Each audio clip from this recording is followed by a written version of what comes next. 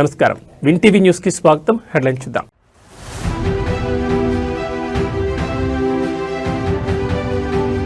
ఇలాంటి నగరం మరొకటి లేదు. విశాఖపై ప్రశంసలు కురిపించిన చంద్రబాబు.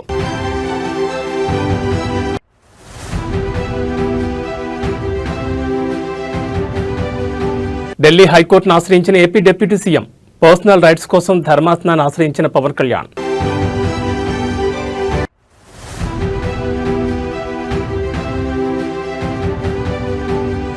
అల్లూరు జిల్లాలో యాత్రికుల బస్సు బోల్తా, 9 మంది యాత్రికులు దుర్మరణం.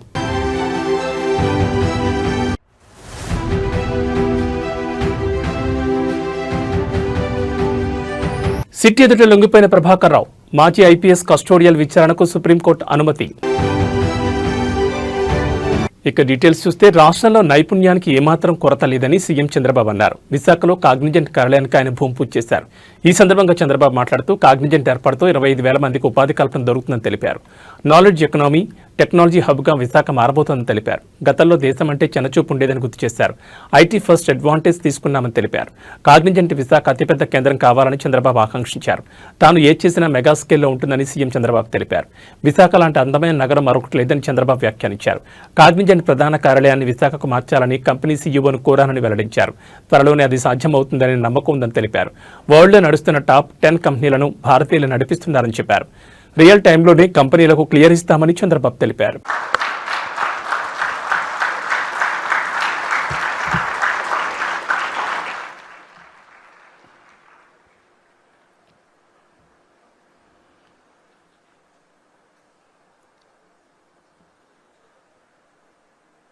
అందరికీ నమస్కారాలు. మొట్టమొదటిసారిగా కాగ్నిజెంట్లో పనిచేయడానికి ఒక చిన్న కాల్ ఇస్తే 4,500 మంది మేము సిద్ధంగా ఉన్నాం విశాఖపట్నానికి రావడానికి అని చెప్పి ఈరోజు ఇక్కడ ఆడియన్స్ అంతా కూడా ఫస్ట్ బ్యాచ్. భవిష్యత్తులో ఈ సెంటర్ని సెంటర్ ఆఫ్ ఎక్సలెన్స్ చేయబోయే ఫస్ట్ బ్యాచ్ ఎంప్లాయీస్కి అందరికీ స్వాగతం, సుస్వాగతం. సొంత రాష్ట్రానికి, సొంత మీ ఊరికి ఇక్కడికి వచ్చారు. మిమ్మల్ని చూస్తే ఎంత జుబ్లియంట్గా ఉన్నారంటే మీరందరూ చాలా ఛార్జ్ అయి ఉన్నారు. నాకు ఇప్పుడే chief executive officer Cognizant Ravikumar గారు, president operations, chairman managing director Cognizant of India Rajesh Warrier గారు, president Americas Cognizant Surya Gummadi గారు, ఆనరబుల్ మినిస్టర్ నారా లోకేష్ గారు, ఆనరబుల్ మినిస్టర్ బాల వీరాంజనేయ స్వామి గారు, member of parliament Muthukumilli Shri Bharat గారు, ఆనరబుల్ ఎమ్మెల్యే గంటా శ్రీనివాసరావు గారు, ఏపీఐఏసీ చైర్మన్ మంతెన రామరాజు గారు, secretary IT and also electronics and communications Bhaskar గారు, collector Harendra హిరా Prasad గారు, ఈ కార్యక్రమానికి వచ్చిన పెద్దలందరికీ నమస్కారాలు. ఇప్పుడే నేను రవికుమార్ గారితో మాట్లాడుతున్నా. ఆయనే చెప్పాడు, ఆయన తల్లి మదర్ వచ్చి Srikakulam, grand mother Srikakulam, mother grand mother ఇక్కడే ఉంటారు, బ్రదర్ కూడా ఇక్కడే పనిచేస్తున్నాడు. ఇప్పుడు రాబోయే రోజుల్లో ఈ కంపెనీ హిస్టరీ కూడా చూస్తే చాలా ఫాస్ట్ గ్రోయింగ్ కంపెనీ. ఈరోజు మనం చూసి 94లో ఈ కంపెనీ ఇన్హౌస్ టెక్నాలజీ, ఆ రోజు ది డన్ బ్రాడ్ స్ట్రీట్ కార్పొరేషన్కి ఇన్హౌస్ కంపెనీ. అక్కడి నుంచి 98లో దీన్ని సెపరేట్ చేసి 96లో సెపరేట్ చేసి 98లో ఫస్ట్ టైం పబ్లిక్ ఇష్యూకి వెళ్ళారు. ఎంత ఫాస్ట్గా గ్రో అయ్యారంటే ఈరోజు ప్రపంచం అంతా వెళ్ళారు. ఇండియాలో అయితే సంగారెడ్డి జిల్లా సదాశివపేట కంకోల్లోని ఓక్సెస్ యూనివర్సిటీ సందర్శన సందర్భంగా అక్కడ విద్యార్థులతో కలిసి Telangana CM Revanth Reddy football practice చేశారు. ఫుట్బాల్ తనకిష్టమైన ఆటని, టీమ్ స్పిరిట్ ప్రదర్శించాల్సిన క్రీడని తెలిపారు. తెలంగాణ టీంకు లీడర్గా 4 కోట్ల ప్రజలను గెలిపించాలన్న తపన నిత్యం తనలో ఉంటుందని ఎక్స్ వేదికగా రేవంత్ ట్వీట్ చేశారు.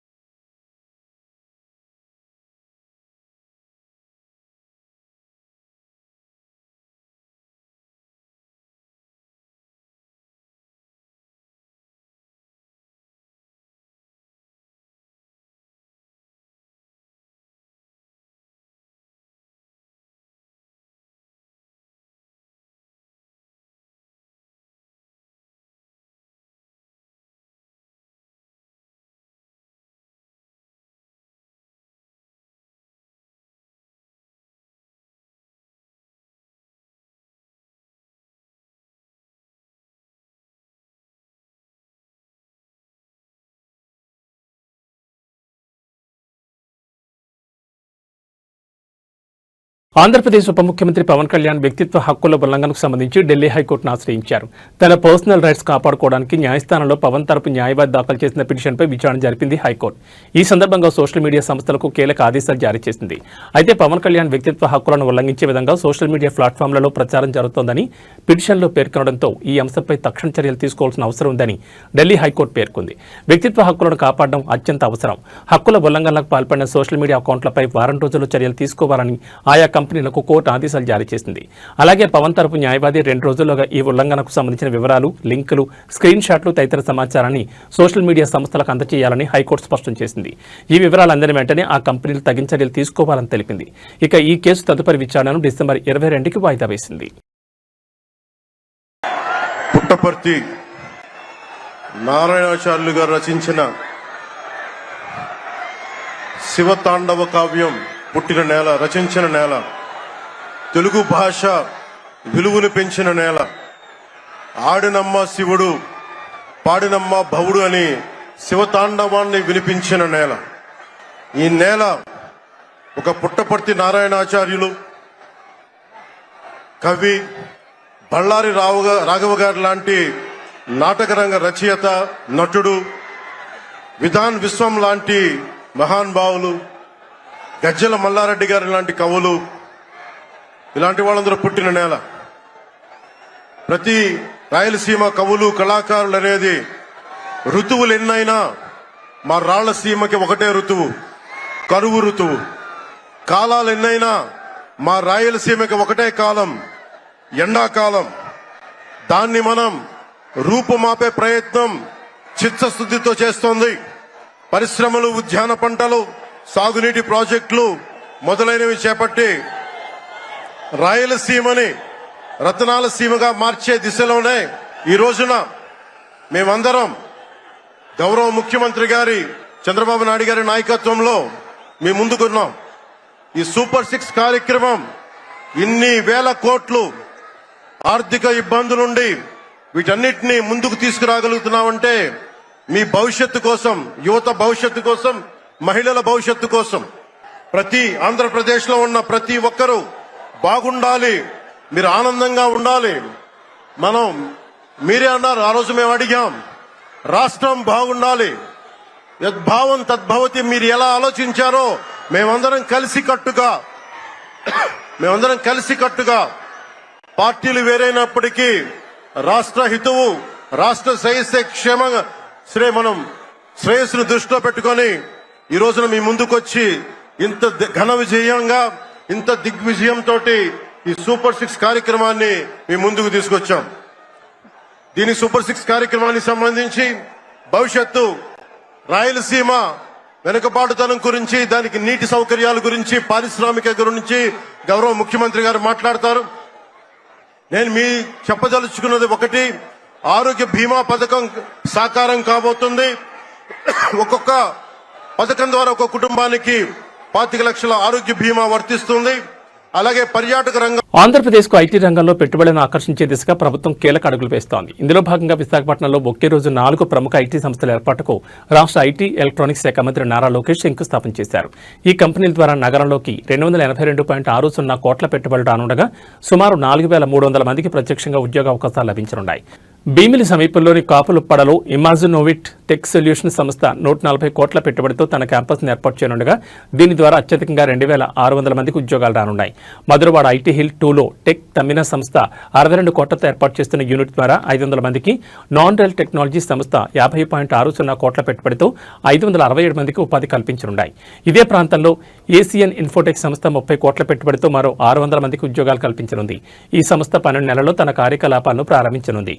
ఈ శంకుస్థాపన కార్యక్రమాల్లో జిల్లా ఇన్ఛార్జ్ మంత్రి డోలా బాలవీరాంజనేయ స్వామి, పరిశ్రమల శాఖ మంత్రి Kondapalli Srinivas, MP Bharat, MLA Ganta Srinivasarao, APIIC chairman Mantena Ramaraju, IT కార్యదర్శి కాటంనేని భాస్కర్, ఆయా కంపెనీల సీఈఓలు, ప్రతినిధులు పాల్గొన్నారు.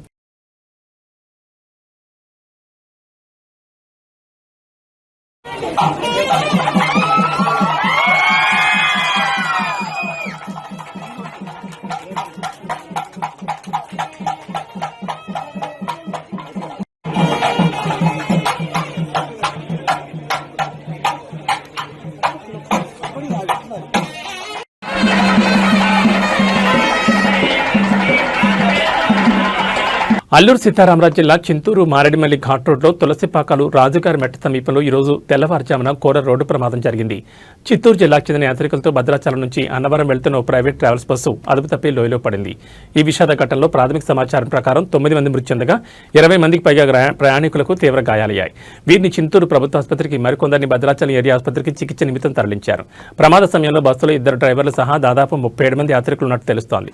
దట్టమైన పొగమంచు వలన తక్కువ దృశ్యమానత కారణంగా డ్రైవర్ నియంత్రణ కోల్పోవడం వల్ల ప్రమాదం జరిగి ఉండొచ్చని పోలీసులు అనుమానిస్తున్నారు.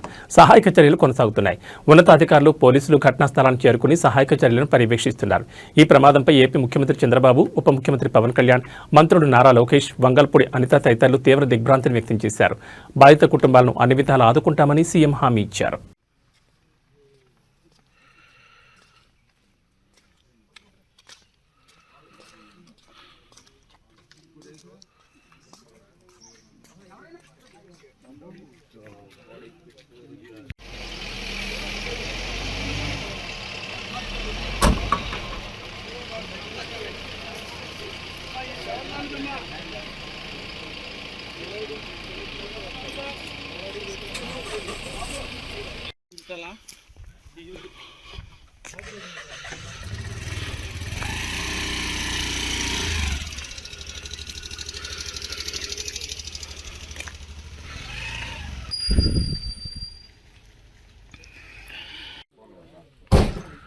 రింగ్ చేస్తే ఈ టర్న్ రింగ్ అవుతుంది.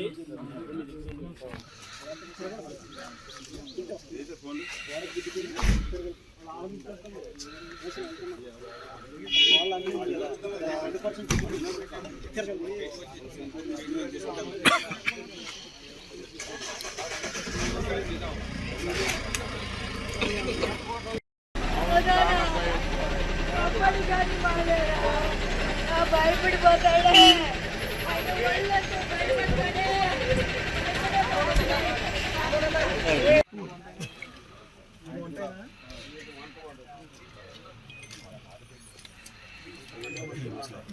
నేను మాట్లాడు సార్ ఒకసారి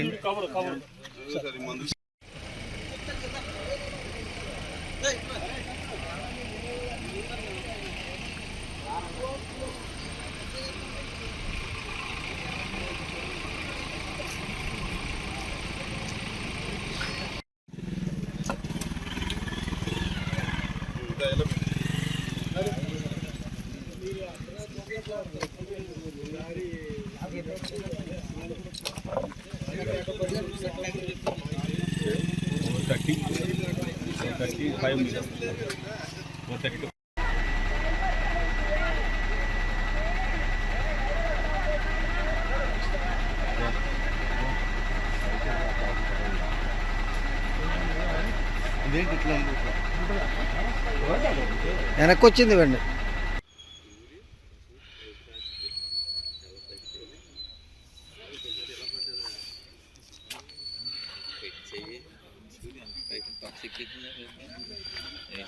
హైట్కి వెళ్ళి కింద పడ్డది చూడు.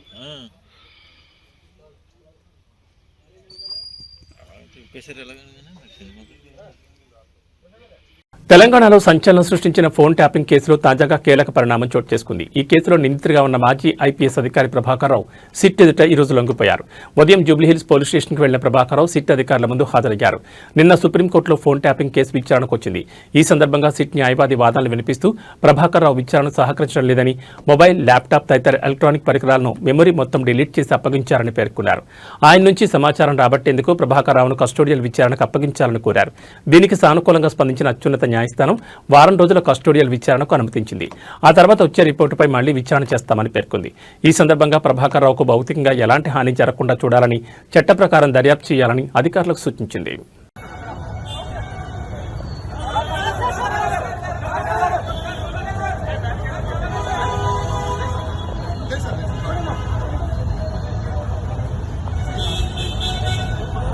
దువ్వాడ మాధురి శ్రీనివాస్ మరోసారి వార్తల్లో నిలిచారు. తాజాగా మరో వివాదంలో చిక్కున్నారు. పార్థసారథి అనే వ్యక్తి అనుమతి లేకుండా బర్త్డే పార్టీ నిర్వహించారు. అతని పుట్టినరోజు సందర్భంగా రాత్రి ద పెండెంట్ ఫామ్ హౌస్లో పార్టీ అరేంజ్ చేశారు. ఈ పార్టీ సందర్భంగా దువ్వాడ శ్రీనివాస్ మాధురులను పార్థసారథి ఆహ్వానించారు. మొయినాబాద్లోని ద పెండెంట్ ఫామ్ హౌస్లో బర్త్డే పార్టీ జరుగుతుండగా అర్ధరాత్రి రాజేంద్రనగర్ ఎస్ఓటీ పోలీసులు దాడులు నిర్వహించారు. బర్త్డే పార్టీలో 10 మద్యం బాటిళ్లు, 5 హుక్కా పాయింట్స్ స్వాధీనం చేసుకున్నారు. రియాద్ అనే వ్యక్తి హుక్కా సప్లై చేశాడు. అనుమతి లేని లిక్కర్ బర్త్డే పార్టీలో పాల్గొన్న దువ్వాడ శ్రీనివాస్ భార్య మాధురిని పోలీసులు అదుపులోకి తీసుకున్నారు. ఎక్సైజ్ నుంచి ఎలాంటి అనుమతి లేకుండా లిక్కర్ పార్టీ నిర్వహించిన పార్థసారథిని సైతం ప్రశ్నిస్తున్నారు. దువ్వాడ శ్రీనివాస్ మాధురి పార్థసారథులను విచారించి నోటీసులు ఇచ్చి పంపించారు మొయినాబాద్ పోలీసులు.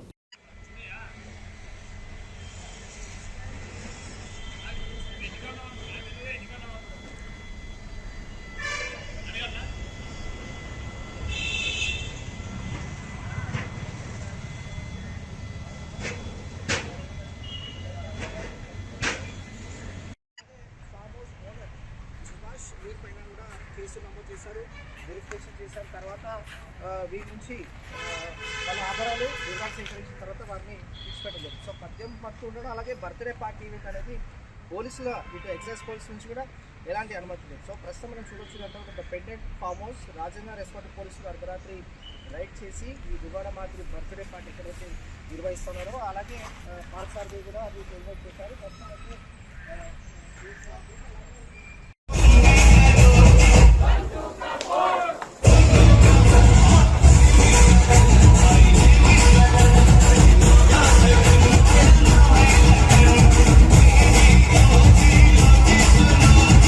నాకు కూడా టైం వస్తుంది, నేను కూడా ఏదో ఒక రోజు సీఎం అవుతానని తెలంగాణ జాగృతి అధ్యక్షురాలు కవిత అన్నారు. తాజాగా ఏర్పాటు చేసిన మీడియా సమావేశంలో మాట్లాడారు. తాను సీఎం అయితే 2014 నుంచి జరిగిన అన్ని విషయాలపై విచారణ చేయిస్తానని తెలిపారు. తనపై ఆరోపణ చేసిన వారికి లీగల్ నోటీసులు పంపుతానని హెచ్చరించారు. బీఆర్ఎస్ నేతల అవినీతిపై ఇంకా చిట్టా విప్పలేదు, ఇది కేవలం టాస్ మాత్రమే అన్నారు. దీనికే ఉలిక్కిపడితే ఎలా, త్వరలోనే మీ అవినీతి అక్రమాలపై టెస్ట్ మ్యాచ్ ఉండబోతుందన్నారు. బీఆర్ఎస్ నేతల అవినీతిని తనపై రుద్దే ప్రయత్నం చేయొద్దని, తప్పుడు ఆరోపణ చేస్తే ఒక్కొక్కరు తోలు తీస్తానన్నారు. హిల్ట్ పాలసీకి కిటికీలు తెరిచింది బీఆర్ఎస్ ప్రభుత్వమే అని, గతంలో బీఆర్ఎస్ బాటలు వేస్తే ప్రస్తుతం కాంగ్రెస్ రహదారులు వేస్తోందని కవిత ఆరోపించారు. కేటీఆర్ హయాంలో అనేక చెరువులు ప్రైవేట్ బిల్డర్లకు డెవలప్మెంట్ కోసం ఇచ్చారు. అందులో ఉస్మాన్ కుంట చెరువును ప్రణీత్ బిల్డర్స్కి ఇచ్చారు. ఇందులో మాధవరం కృష్ణారావు కొడుకు డైరెక్టర్గా ఉన్నారన్నారు. Sir let time decide. ఎప్పుడన్నా ఎవరైనా ఎంక్వైరీ చేస్తే డిసైడ్ అయితే చూద్దాం. ఏమీ కాకపోతే నాకెప్పుడో ఒకసారి టైం వస్తుందిగా. దేవుడు దయవుంటే నేను ముఖ్యమంత్రి అయితే కదా ఒకనాడు. ఆనాడు మాత్రం 2014 నుండి 2014 తెలంగాణ వచ్చినప్పటి నుండి ఇప్పటి వరకు అన్ని అన్యాయాల మీద నేను మాత్రం ఆరాధిస్తాను. 10 ఏళ్లలో ఎన్నడూ ఎవరు గవర్నమెంట్లో నా భర్త పేరు వినలేదు. ఇవాళ మీరు ఆయన మీద అలిగేషన్ చేస్తున్నారు. ఆయన ఫోన్ ట్యాప్ చేస్తారు, సిగ్గుండాలి. ఇంటర్లో ఫోన్ ట్యాప్ చేస్తారు, ఇటువంటి వెధవ ప్రచారాలు చేస్తారు. ఇంకా కళ్ళు చల్లబడతలేవా మీకు? పార్టీలకి నిలగొట్టారు కదరా బయటికి. ఇంకేంది మీరేమో మేము ఆడ ఢిల్లీలో కొట్లాడుతుంటే ఇక్కడ ఏసీ ఆఫీస్లా ఉండి పందికొక్కుల్లాగా కేసీఆర్ గారు నీడనే ఏరి ప్రజల సొమ్ము తిన్నది కాకుండా ఉల్టా నా మీద వెకిలి ప్రయత్నాలు వేస్తే మాత్రం ఒక్కొక్కరిది కాళ్ళు ఇరగొడతా చెప్తున్నాను. నాకు ఇట్లాంటి భాష మాట్లాడడం ఇష్టం ఉండదు. ఇవాళ మాట్లాడక తప్పని పరిస్థితి అవుతుంది. పోలవరం నల్లమల సాగర్ ఇరిగేషన్ ప్రాజెక్టుపై తెలంగాణ ప్రభుత్వం కీలక నిర్ణయం తీసుకుంది. ఏపీ ప్రభుత్వంపై సుప్రీంకోర్టులో అభ్యంతరాలు దాఖలు చేయాలని తెలంగాణ ప్రభుత్వం నిర్ణయించింది. ఈ కేసుకు సంబంధించి సుప్రీంకోర్టులో తెలంగాణ తరపున ప్రాతినిధ్యం వహించాలని సుప్రీంకోర్టు సీనియర్ న్యాయవాది అభిషేక్ మను సింఘ్వీని తెలంగాణ రాష్ట్ర ప్రభుత్వం అభ్యర్థించింది. రేపు పోలవరం బనకచర్ల సుప్రీంకోర్టు కేసుపై ఢిల్లీలోని తెలంగాణ భవన్లో మధ్యాహ్నం 12 గంటలకు సన్నాహక సమావేశం నిర్వహించనున్నారు. రేపు మధ్యాహ్నం 2:30 గంటలకు అభిషేక్ మను సింఘ్వీతో ఇరిగేషన్ మంత్రి ఉత్తమ్ కుమార్ రెడ్డి సమావేశం కానున్నారు. కాగా ఏపీ అక్రమంగా చేపడుతున్న పోలవరం నల్లమల సాగర్ లింక్ ప్రాజెక్టుకు చెక్ పెట్టే దిశగా రాష్ట్ర ప్రభుత్వం అడుగులు వేస్తోంది. పోలవరం బనకచర్ల లింకులో మార్పులు చేసి నల్లమల సాగర్ వరకు తరలించాలని నిర్ణయించింది ఏపీ ప్రభుత్వం. ఇటీవలే దాని డీటెయిల్డ్ ప్రాజెక్ట్ రిపోర్టుకు టెండర్లను పిలిచిన సంగతి తెలిసిందే. ఈ నేపథ్యంలోనే నల్లమల సాగర్ లింకును తెలంగాణ రాష్ట్ర ప్రభుత్వం ప్రయత్నాలు ముమ్మరం చేస్తోంది. Central water commission, national water development agency, Polavaram project authority, Krishna board, Godavari బోర్డుల అభ్యంతరాలు తెలిపిన ఏపీ మొండిగా ముందుకెళ్తుండాన్ని ప్రభుత్వం సీరియస్గా తీసుకుంది. ఈ నేపథ్యంలోనే అన్ని ఆధారాలతో సుప్రీంకోర్టును ఆశ్రయించింది తెలంగాణ ప్రభుత్వం.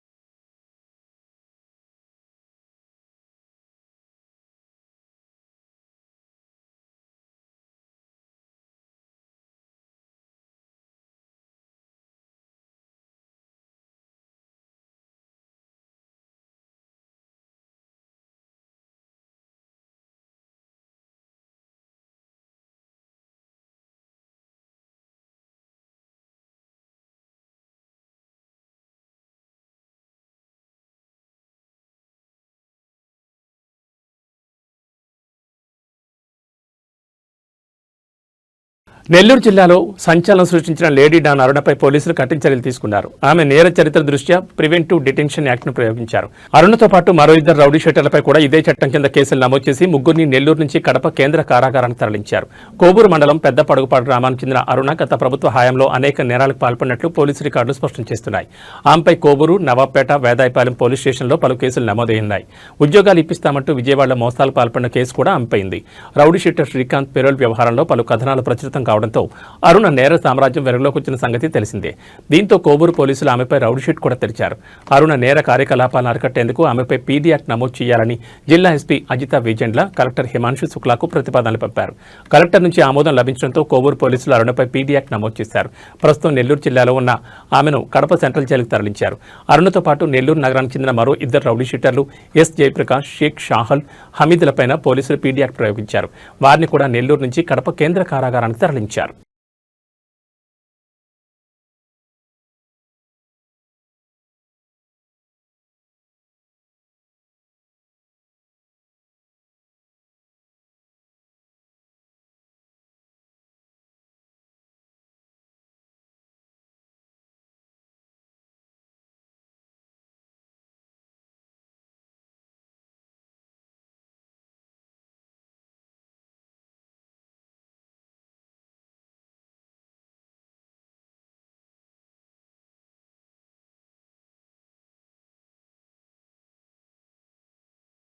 మహబూబాబాద్ జిల్లా సోమ్లా తాండాలో నిన్న జరిగిన సర్పంచ్ ఎన్నికల ఫలితాల అనంతరం తీవ్ర ఉద్రిక్తత చోటు చేసుకుంది. ఎన్నికల్లో ఓటమి పాలైన కాంగ్రెస్ అభ్యర్థి కౌసల్య తరపున ప్రచారం చేసిన కార్యకర్తలు ఓటర్లను ప్రశ్నిస్తూ చేసిన హల్చల్ కలకలం రేపింది.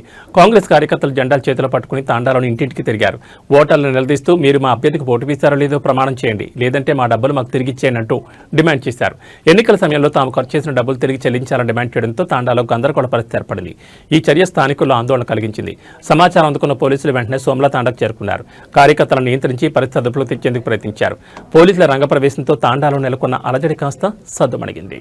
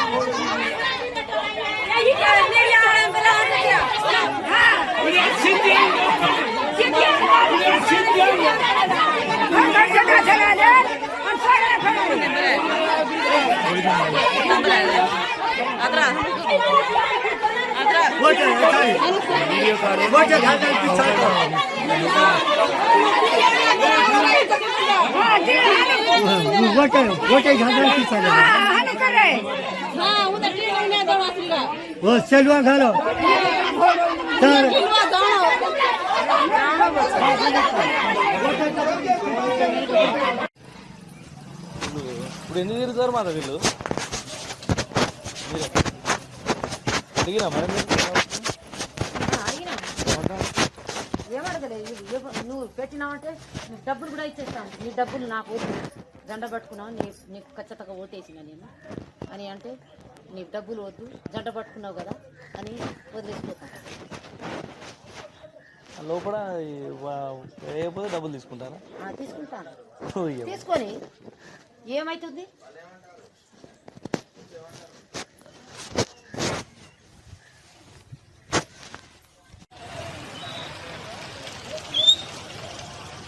కొట్టు సామి మళ్ళీ పోతే దొరకదు.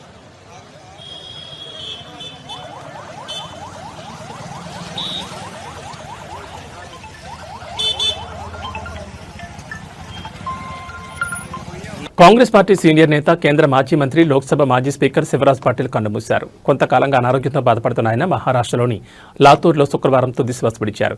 తన సుదీర్ఘ రాజకీయ జీవితంలో ఎన్నో కీలక పదవులను అలంకరించిన శివరాజ్ పాటిల్ దేశ రాజకీయాల్లో తనదైన ముద్ర వేశారు. 1972లో లాతూర్ నియోజకవర్గం నుంచి ఎమ్మెల్యేగా ఎన్నికైన తన రాజకీయ ప్రస్థానాన్ని ప్రారంభించిన శివరాజ్ పాటిల్ రాష్ట్ర అసెంబ్లీ స్పీకర్ కూడా పనిచేశారు. 1980లో తొలిసారి లాతూర్ నుంచి లోక్సభకు ఎన్నికై జాతీయ రాజకీయాల్లోకి ప్రవేశించారు. అప్పటి నుంచి 1999 వరకు వరుసగా 7 సార్లు అదే స్థానం నుంచి ఎంపీగా గెలుపొంది రికార్డు సృష్టించారు. ఇందిరాగాంధీ, రాజీవ్ గాంధీ ప్రభుత్వాల్లో రక్షణ, వాణిజ్యం, శాస్త్ర సాంకేతిక, పౌర విమానయానం వంటి పలు కీలక శాఖలకు మంత్రిగా సేవలందించారు. 1991 నుంచి 96 వరకు లోక్సభ స్పీకర్గా ఆయన బాధ్యతలు నిర్వర్తించారు. ఆయన హయాంలోని పార్లమెంటరీ లైబ్రరీ భవన్ నిర్మాణం, లోక్సభ కార్యకలాపాల ప్రత్యక్ష ప్రసారం వంటి ముఖ్యమైన సంస్కరణలు జరిగాయి. 2004లో యూపీఏ ప్రభుత్వంలో కేంద్ర హోంమంత్రిగా బాధ్యతలు చేపట్టిన శివరాజ్ పాటిల్ 2008లో ముంబైలో జరిగిన 26/11 ఉగ్రదాడులకు నైతిక బాధ్యత వహిస్తూ తన పదవికి రాజీనామా చేశారు. ఆ తర్వాత 2010 నుంచి 2015 వరకు పంజాబ్ గవర్నర్గా, చండీగఢ్ అడ్మినిస్ట్రేటర్గా కూడా ఆయన సేవలందించారు.